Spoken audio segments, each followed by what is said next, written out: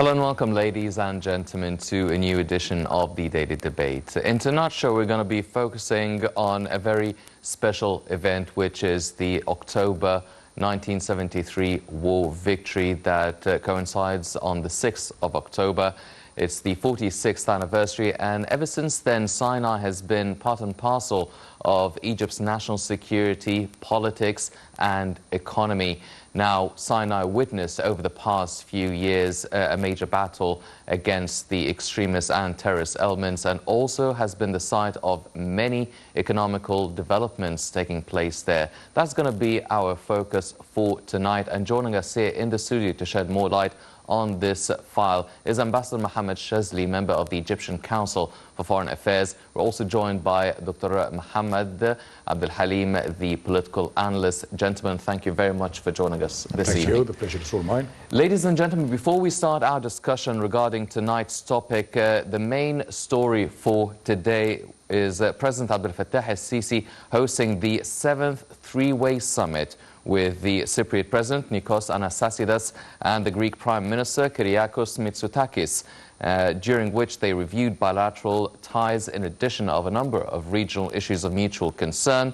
And after the summit, the trio held a press conference, and we earlier spoke to Nile TV's senior correspondent Taghreed Hussein, who briefed us on a comprehensive briefing of the summit. Let's check it out and we'll be right back.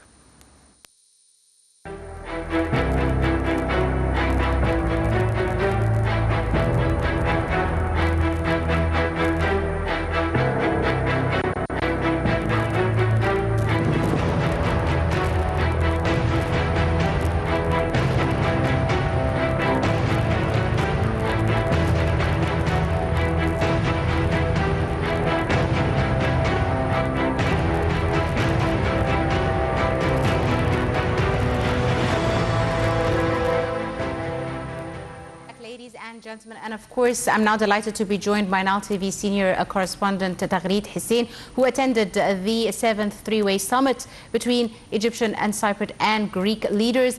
Taghreed, can you hear us? Yes, dear. It's a very good afternoon to you, Taghreed.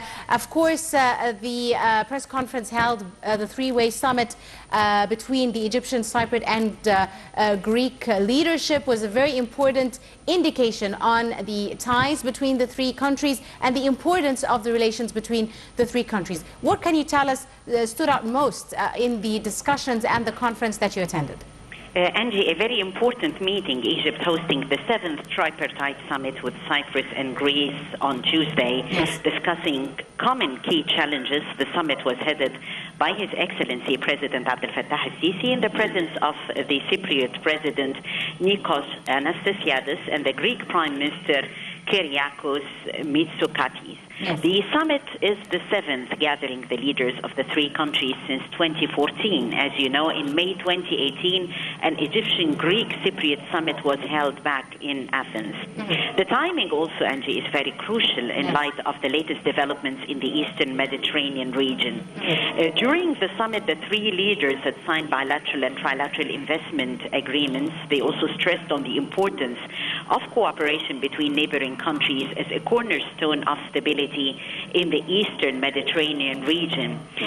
Earlier, as you know, on Thursday, Turkey announced that it had sent a drilling ship to waters of southern Cyprus, where Greek Cypriot authorities had awarded hydrocarbon exploration rights to Italian and French companies. So definitely the summit also tackled the Turkish aggression. The summit started with His Excellency President Abdel Fattah al-Sisi asserting that it gives him a great pleasure to welcome the leaders in Egypt, and talked about the strong trilateral cooperation in the different domains, and talked about the consultations and how a number of joint programs are there in the field of investment, and also how they tackle challenges facing the Middle East region, and talked about the file of combating terrorism. They talked also illegal migration and reaching a political solution in Libya, which is considered essential. Also facing any sort of developments. They talked the Syrian file, developments on the Syrian front. On the Palestinian issue, the Palestinians should regain their legitimate rights which is establishing an independent Palestinian state with Jerusalem as its capital. Achieving peace and security is a priority, President Sisi affirmed in their trilateral cooperation. The President thanked the leaders for their keenness on further boosting this strong trilateral cooperation. And the Cypriot president, on his behalf, thanked President Sisi and stated that we're looking to further cooperation with Egypt. And he stated that they talked very important files at this important visit: defense, interior, energy, and also environmental preservation. They also talked about the combating illegal migration, and they also talked climate change, which is considered to be also very important. They tackled the Libyan files, the Palestinian question. They also talked about the developments vis-a-vis facing the Turkish aggression, the unacceptable unilateral steps on behalf of Turkey that threatens the Eastern Mediterranean stability. The president of Cyprus said that the Cypriot people admire Egypt's stance and Greece to support Cyprus, and said that we condemn the Turkish aggressive steps. The Cypriots admire Egypt and Greece's supporting to the file, safeguarding their national security. And the political will and determination is definitely there, as the president of Cyprus also said, that this would really help further our trilateral cooperation. Once again, he thanked the President Sisi, for the warm welcome and the hospitality that he and the delegation received here in Egypt. And he said that we are looking forward to the 8th summit in Cyprus. On his behalf, the Greek Prime Minister said that the trilateral cooperation is very strong, and thanked President Abdel-Fattah al-Sisi for this important opportunity to share, and asserted that Egypt is not only a friend but a strong heavyweight country in the region that has a very important role to play, and cited the important roles played by Egypt in the OIC and also in Africa, as Egypt chairs the African Union 2019. He talked about Egypt as a very important and effective partner in the fight against terrorism, and said that Egypt throughout history has a very rich culture and has also a very rich Greek community. So definitely he said Egypt is this is a great bridge, that great community of communication between the two people, and stated also more about signing agreements at this 7th important summit, and said that I wish to invite the two presidents to visit Athens in 2020, and talked about also the very important initiative cultural-wise that would also foster communication and people-to-people relations, which, as you remember, the Roots revival, or the Nostos. Back to the Roots program. Yes, the Roots program, that was also a very important issue. Mind you, Angie, that the cooperation mechanism between the three countries is a very solid and strategic foundation in the region. And definitely it reflects the leaders' sincere desire to move forward with this strong and long partnership that is based not only on the realities of the geographical proximity, but also on the historical legacy and also on the common cultural divide. So they meet on one important file on efforts of combating terrorism. The Egyptian, Greek, Cypriot tripartite or trilateral summit would always represent the invincible fortress in the face of the escalating challenges. First and foremost comes the expansion of any sort of extremism and terrorism. Also cooperation in the field not only of combating terrorism, but you have also diplomatically and politically. You have climate change, which is also a very important sector, following the initiative that has been undertaken by the President of Cyprus and the Egyptian government during the United Nations Climate Action Summit in New York. And Egypt today is attaching great attention to climate change, formulating a comprehensive strategy addressing the threats of climate change and preventing their impact on the people and the environment is high on the foreign policy agendas of the three countries. Angie. Yes.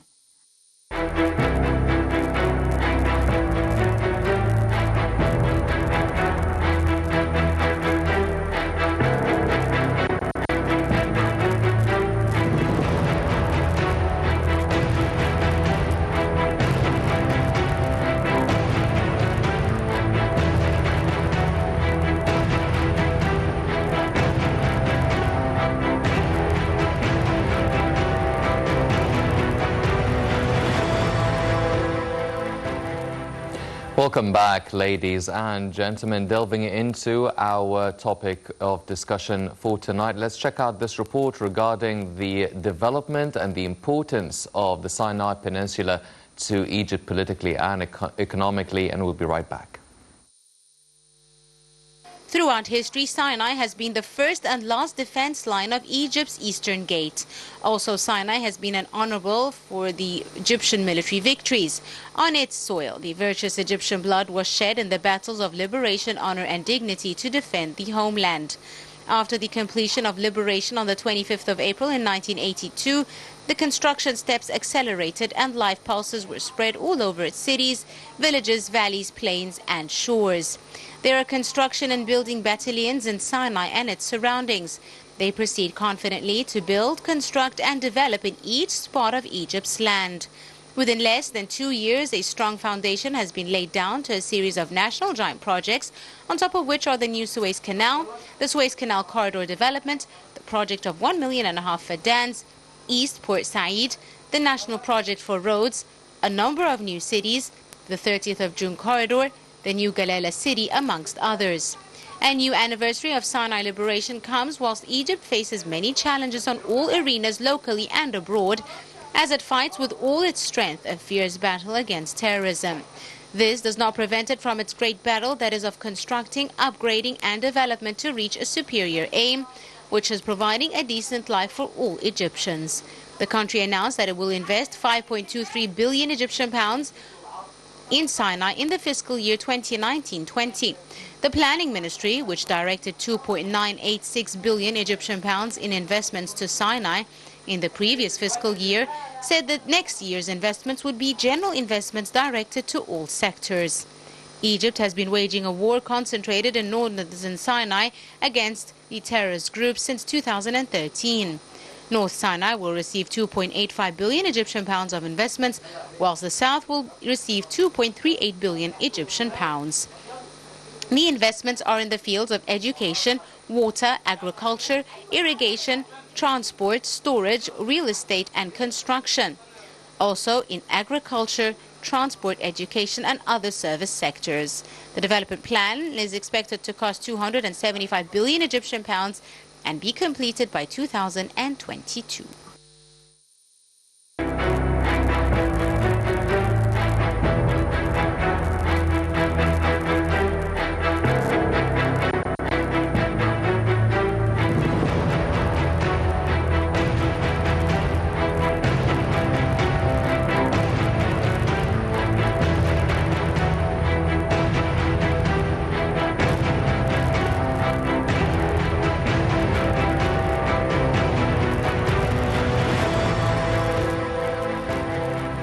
Welcome back, ladies and gentlemen. Before we start talking about Sinai, Ambassador Shazli, I want to ask you about the seventh tripartite summit between the Egyptian president, the Cypriot president and the Greek prime minister.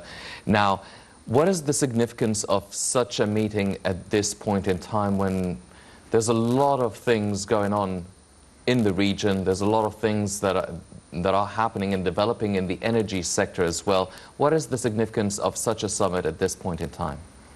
I think the significance is that it shows the potency and the momentum of the Egyptian foreign policy and the circles that it moves in. We are moving in the African sphere, we are moving in the Arab sphere, we are moving in the Mediterranean sphere, in the European sphere. So this is a very important indication, in addition to the fact that we have now a very potent economic interests in the gas fields in the eastern Mediterranean. We are also facing challenges with the provocative actions of Turkey in the Cypriot territorial water and in the Aegean Sea and in Syria and in Libya. We have also an interest, a humanitarian interest, in stemming the flow of people from North Africa and from the Arab world through the Mediterranean to Europe, with the tragedies that we see every day, boats capsizing, people drowning, We have a very important issue in the combat of terrorism. All of these, are very potent and significant factors in this tripartite meeting.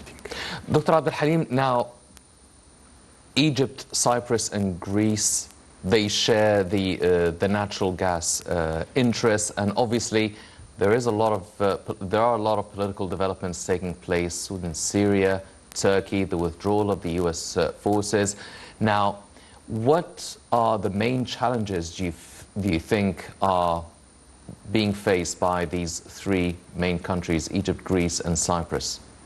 The fact that we've got more than one thing in common between Cyprus and Greek on the one hand and Egypt on the other. The fact that this is supposed to be the 7th meeting actually in less than a couple of years. A clear testimony to the fact that we've got more than one thing in common.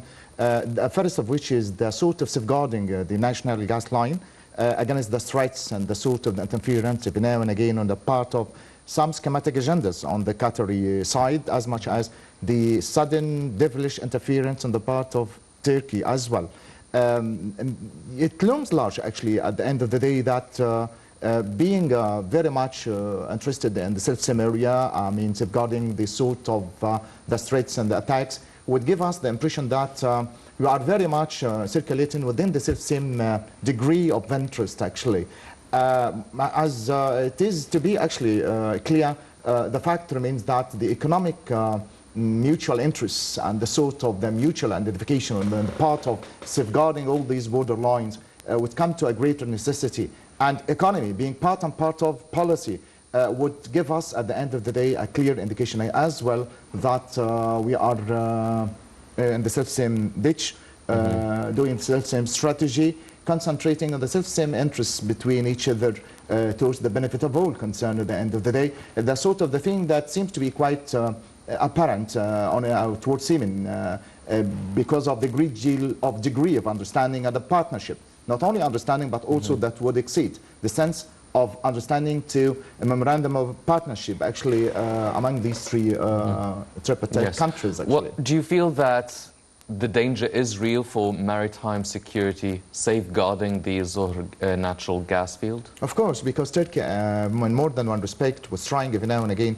to try to bombard these lines. Some illegal immigrants are to be passing over there, and some ships that are infringing upon the coastal line, actually, among these countries. And as such, actually, it seems to be quite one unified common enemy, and the sort of the agenda of defense should be actually with common consensus of opinion among all these three countries, including Egypt as well. Yes. Well, Ambassador Shazli, now, if we start talking about our main topic of discussion for tonight, Sinai. Now, in his speech, the President, commemorating the 46th anniversary of the 6th of October war victory, now, he reiterated the importance and the dangers for the Sinai Peninsula. Now, the dangers in 1973 and before that is maybe a little bit different than the dangers right now. We all know the importance of the Sinai Peninsula to Egypt, but what about the dangers? How are the dangers now different or similar to the ones we had decades ago? The dangers change with time, and they evolve with time. In 1973, we're facing a known and defined enemy, Israel as an occupying power. Now, the world is shrinking. Nobody is far away from the theater. And you have the undefined, ubiquitous enemy of terrorism. Several factions, several ideologies. You cannot pinpoint where it is. And in addition to this unclear and undefined factor, you have the other known factors that are financing, arming, training, giving refuge, giving platforms for the media to those who are supporting terrorism. And these are regional countries and global powers. So the threat and the danger and the challenge is very strong, and we have to be very vigilant and coordinate with all other peace-loving powers, whether regionally or globally, because the threat of terrorism is not directed against a single country. Terrorism has struck all over the globe, from the United States to South America to Japan to India to every part of the world, to Australia, Europe, the Middle East, Africa. So it is the theater of war is very large. It is indeed a world war, because the theater of the war is global. Yes. And it has several aspects. You have the military aspect, you have the technological aspect. One of the great risks today is the cyber terrorism. Yes. So it needs, an international front to stand firm for the civilized world and for civilization against barbarism. Yes. Well, Dr. Abdulhalim, Egypt has waged its war on terrorism and extremism for a few years now, and Sinai has been really a major battlefield for fighting terrorists and extremists. And when we started that process and this operation, everybody said it's not going to be over in a couple of weeks. It's a process that's going to take time. How do you assess the development of the whole process of fighting terrorism within the Sinai Peninsula in specific? As it stands, actually, its geographical situation within a very important and very much critical, actually, position at the heart of Egypt. I mean, being exposed to the Mediterranean Sea from the north, Red Sea from the west, as much as Al-Aqaba Bay and the Suez Canal.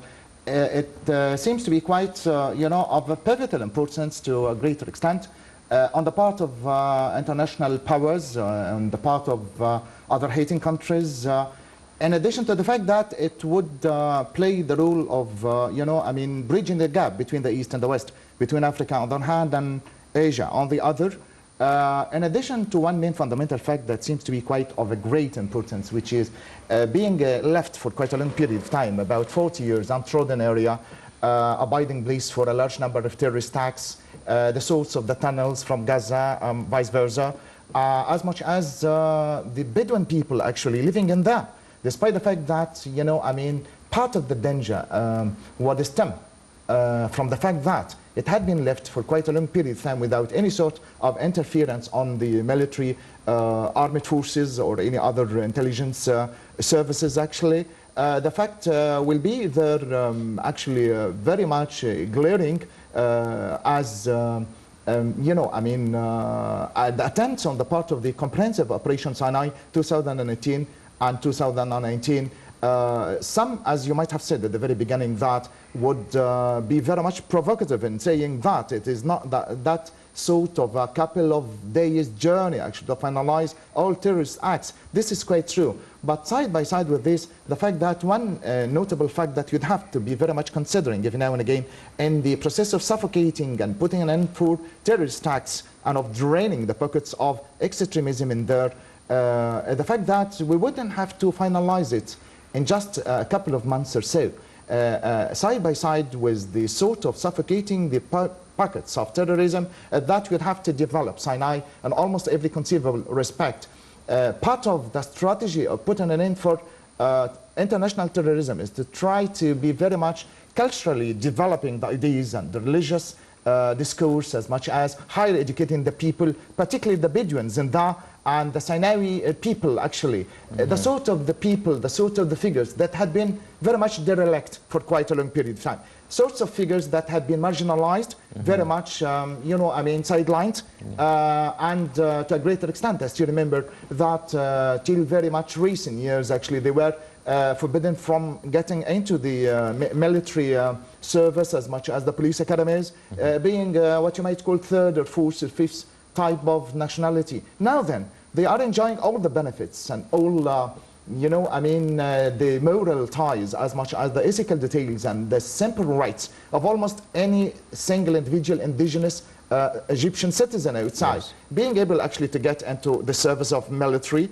armed forces, participating in elections, getting into the sort of the higher education as much as abiding by certain simple rights that would seem to be quite giving us at the end of the day that they are on equal footing side by side with any other ordinary Egyptian people. I still remember, you know, I mean, the attempt on the part of some tribal figures such as Salim al-Hirsh, you know, one of the major sheikhs actually of one of the famous tribes in the and his own advent and attempt every now and again to try to help the Egyptian armed forces and the intelligence services actually.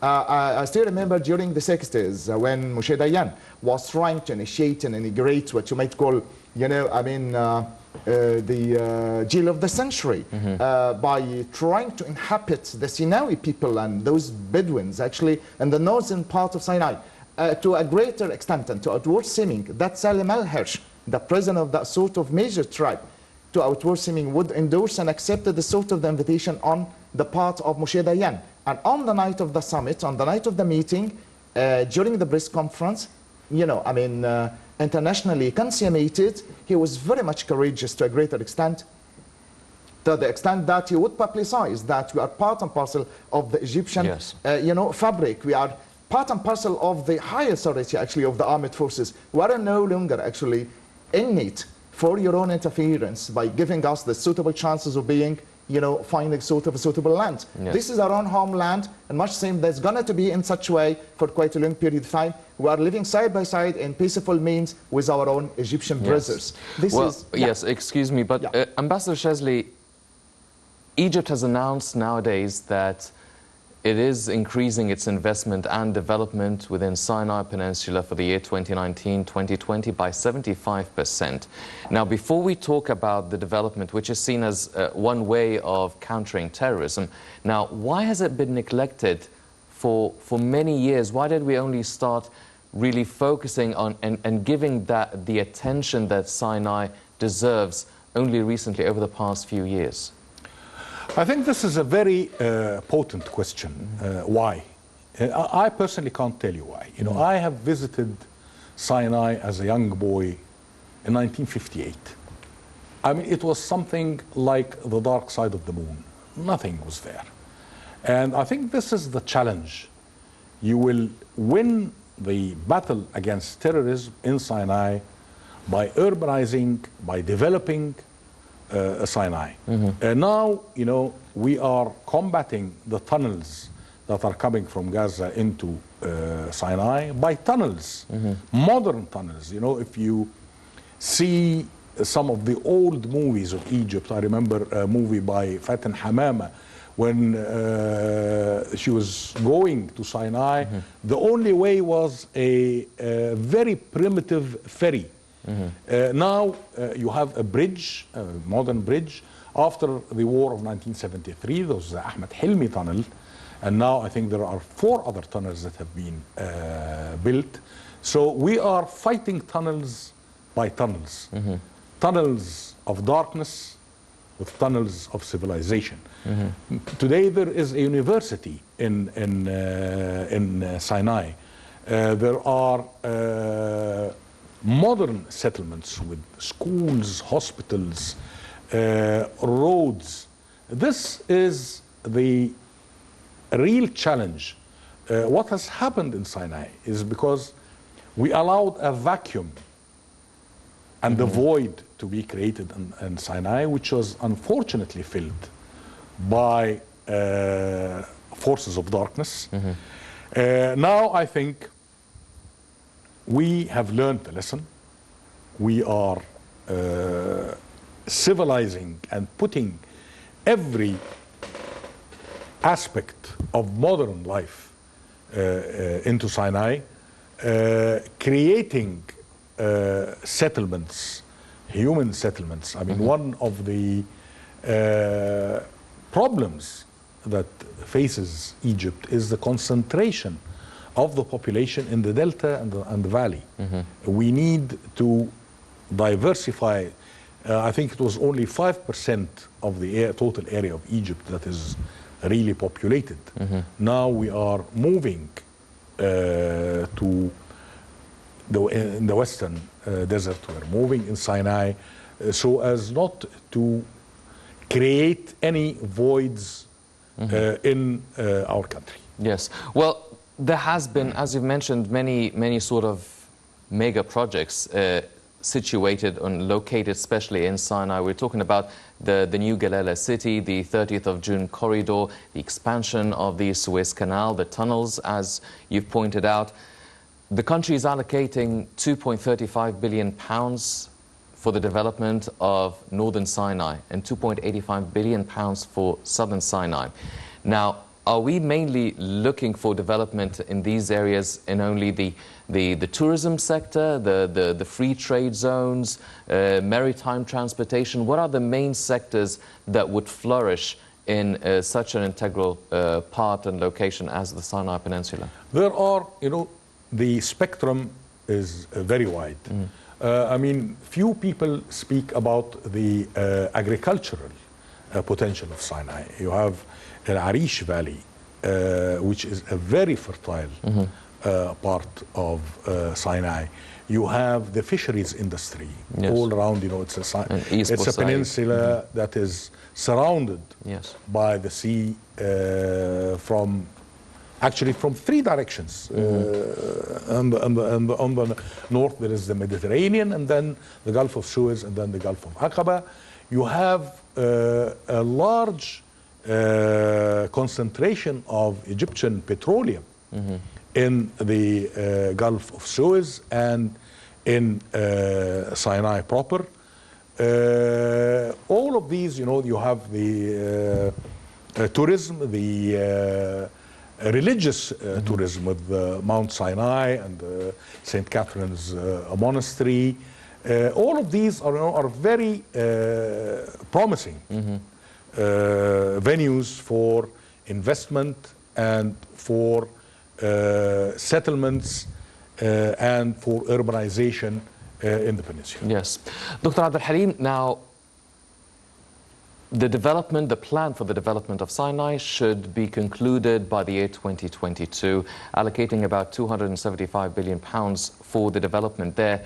Now, at the rate that we're working on the development in Sinai, I mean, we're working on development all over the country, but what about Sinai? Are we working in a good pace? Are we working fast enough? Do you think we're going to meet the 2022 deadline? Or do you feel that maybe political developments taking place in the surrounding areas, especially in Saudi Arabia, maybe Yemen, maybe the Gulf countries, do you think that it could slow it down a bit? I wouldn't say that, I mean, the propagation of warfare actions and some military interferences in our own adjacent countries, such as Yemen, Saudi Arabia, and that sort of thing, would detract our own wares from the process of developing Sinai, so much so that it would seem to be finalized in the due course of time, I'd say. Well, I think that His Own Excellency, President Mr. Fattah al-Sisi, is almost every now and again harping on and on, actually, when Minister Kamil Wazir, I mean, was harping him and pushing him into the process of almost finalizing all schematic progressive aspects and all the, I mean, the plans in the due course of time, if not a bit earlier.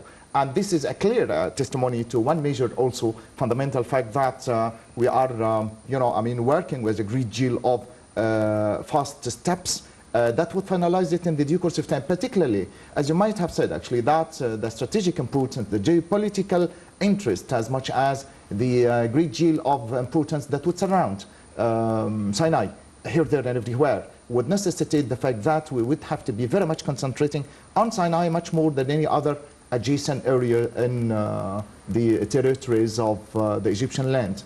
The fact also will stem from another main important point, that is, apart from the geographical interest, the religious details, actually, as His Own Excellency, our dear Ambassador Shazli said, that the monasteries and the religious interests, as much as the visitors and touristic point of view, the sort of the journey of the sacred family, that's Jesus Christ side by side with his own mother, the interest of almost all the Christians from all over the world to come at particular time, actually, to visit these monasteries and churches and chapels. In the due course of time will give us another clear important fact of how important the sort of the situation will be, particularly finalizing the whole interests side by side with political agenda, and much the same way the most important topic that would confront us every now and again, which is suffocating the terrorist actions in the due course of time.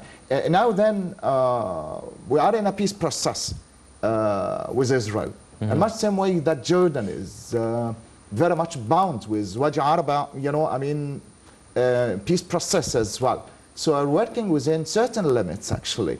But I would really insist on the fact that side by side with suffocating the packets of aggression and terrorism in Sinai, I think that the sense of protracting all these suffocations and putting an end for all these actions is going side by side with a process of developing it. Once we finalize the whole situation, as soon as possible, actually, we wouldn't have any justification for being in that.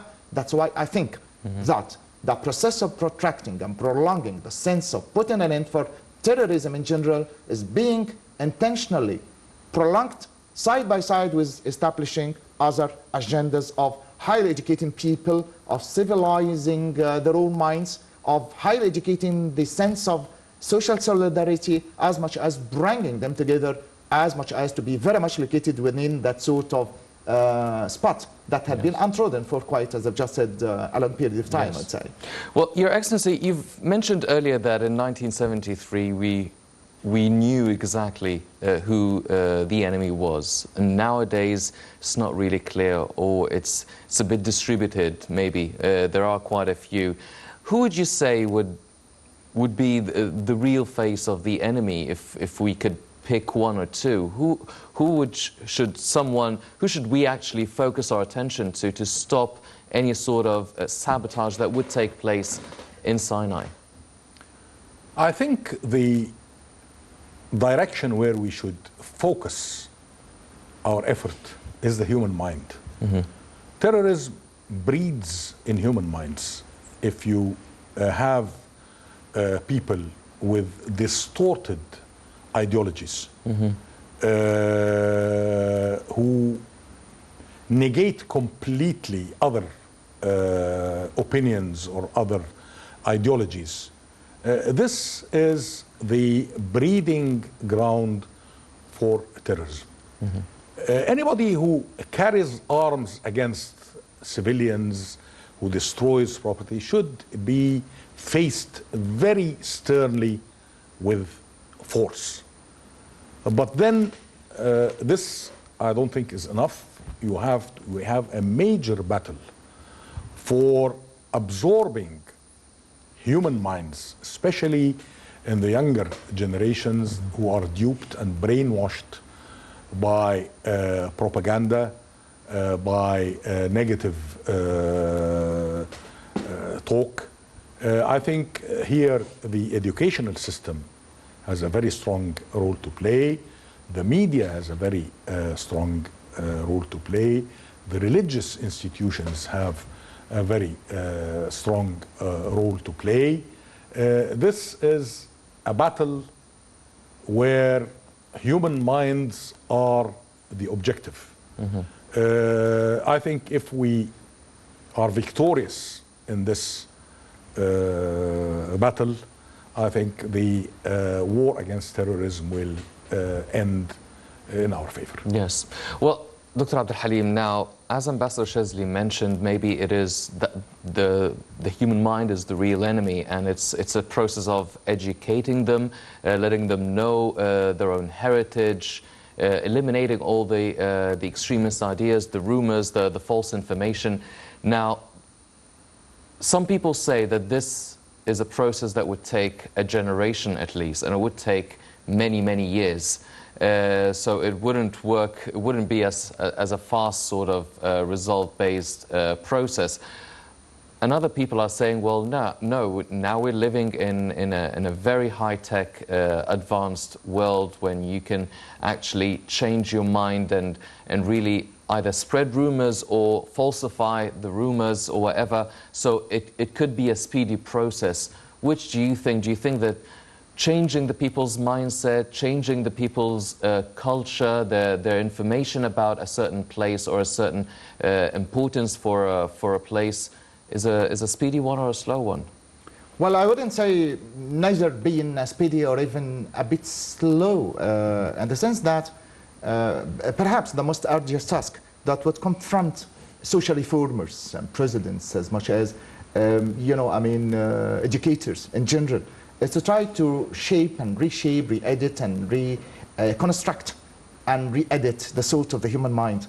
But as it stands, the circumstances around us, every now and again, from here and there, would necessitate the fact that we would have to be in a hurry.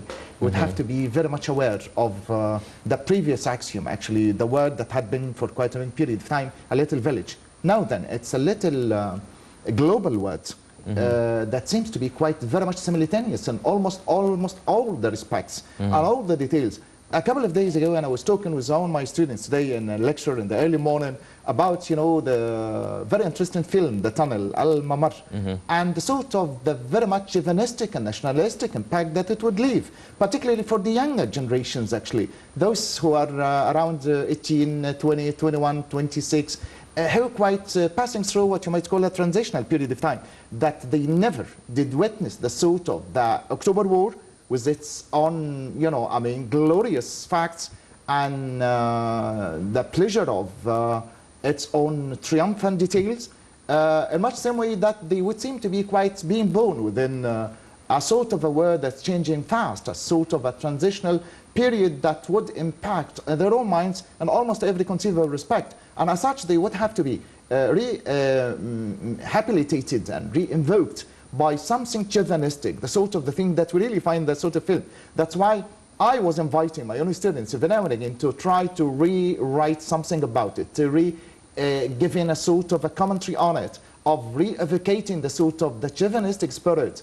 That's what we really need. So in addition to the attempt to re-change and re-edit the sort of the mind in such a way as to be very much aware of the world around us, of the threatening voice that precedes our own words, as much as being quite highly educated in the sort of the real enemy, actually, that does exist into the inside ourselves, as much as His Own Excellency Ambassador Shazli said, our minds would have to be quite aware of the besieging efforts on the part of the presidential authority, on the part of the mass media, actually, of trying to get benefit of almost all the details that would learn us something highly moral, highly ethical at the end of the day, the sort of the thing that maybe finding in that sort of tunnel film. Yes. Well, Ambassador Shazli, now you've also earlier mentioned it was the big issue of the tunnels between Sinai and Gaza, which takes us to the issue of the Palestinian file, the Palestinian-Israeli process. How far are we in actually seeing some sort of a resolution or a result, or at least a good development in the right direction to solving the Palestinian issue and putting an end to any of these tunnels and extremism?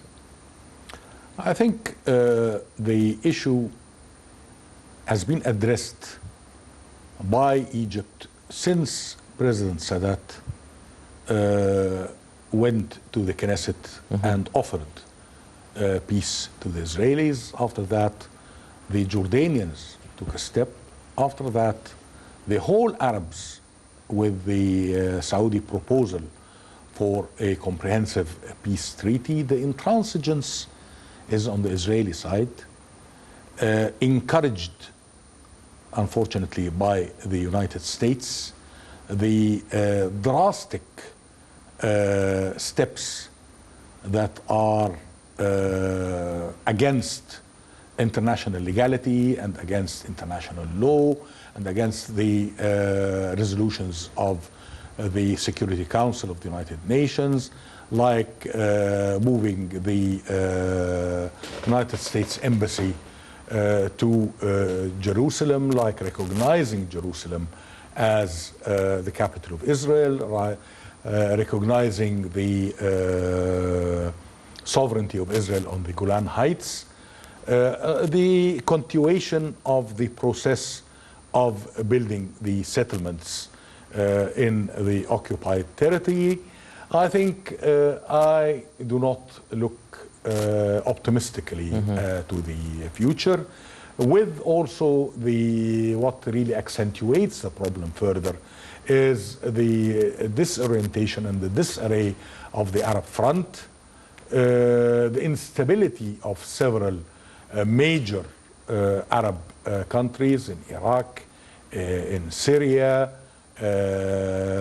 Libya, all of this, the recent Israeli election were between two hawks.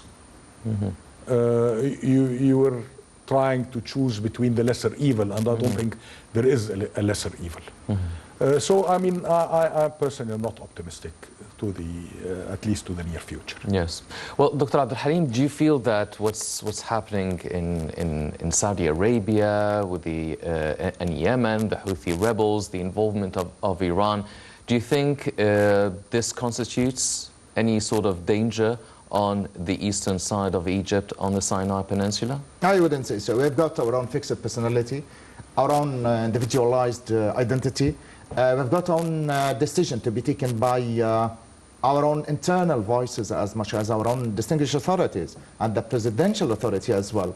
I wouldn't say that all these countries that you have mentioned right now would detract the suit of the worst of the existence of Egypt at the heart of the Middle East as a sovereign country, as a super advanced one, and taking the decisions. It's a sort of decision taken on the part of our own presidential authority that would enforce, actually, on all adjacent countries, not only Arab ones, actually, but I would say the European world as well.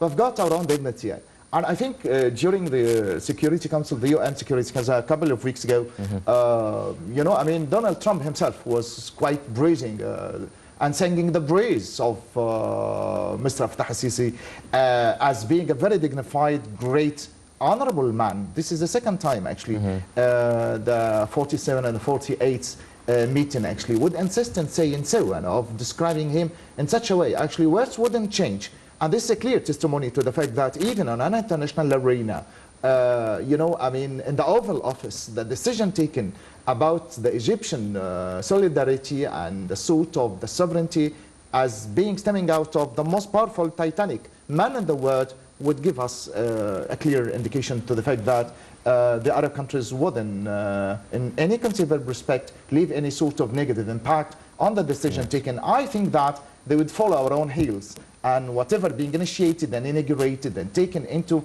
account in here and to the inside of Egypt will be reflected on the outside of it. I mean, the adjacent Arab countries that you have mentioned. Yes. Your Excellency, now the plan for the development of Sinai ends at 2022.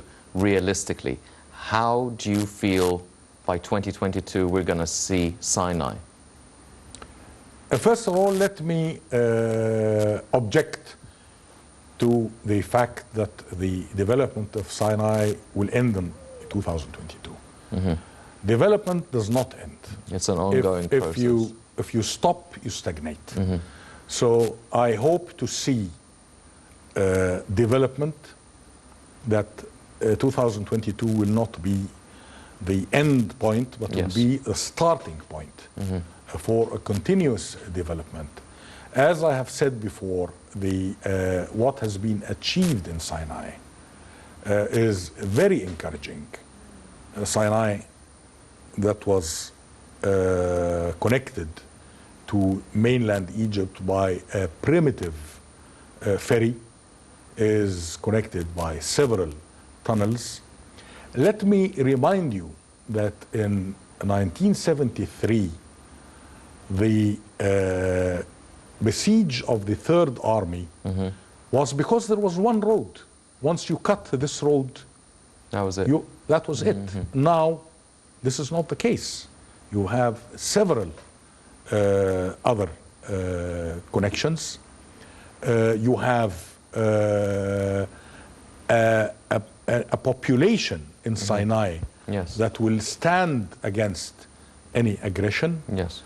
We are building a community that will resist being attracted by negative ideas, because you are giving occupations, work, education. You are fortifying the human being. Yes.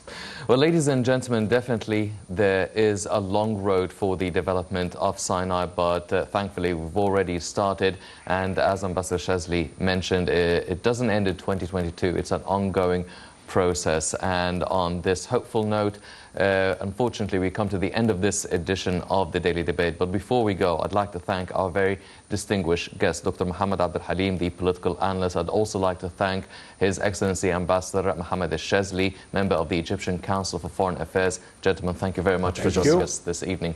Ladies and gentlemen, please stay tuned for more coming up on Nile International. I'm Hani Saif. Thank you for joining us.